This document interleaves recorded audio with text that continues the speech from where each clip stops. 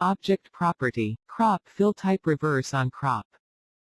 With this tool, we can crop the spiral object according to a specified shape, and the routine will also be set. Here, we have an example of 2 spiral objects and 2 pattern objects, as per the shape we want. Select the pattern object and open Object Property Filling Parameters. Here, in the object property, we will add Crop Fill Type.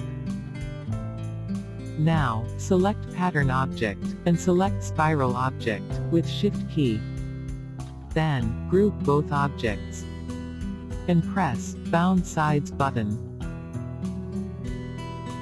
Here, you can see, the spiral object is cropped, and the routine is not set.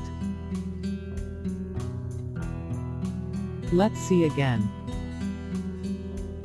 Select the pattern object and open Object Property Filling Parameters. Here, in the drag down menu, we will select Crop Fill Type Reverse on Crop. Select both objects. Then, group both objects, and press Bound Sides button. Here, you can see, the spiral object is cropped, and the routine is set. We can also delete pattern object by pressing Ungroup shortcut key, Ctrl+U. Here, you can see, the routine is set automatic, as per object shape.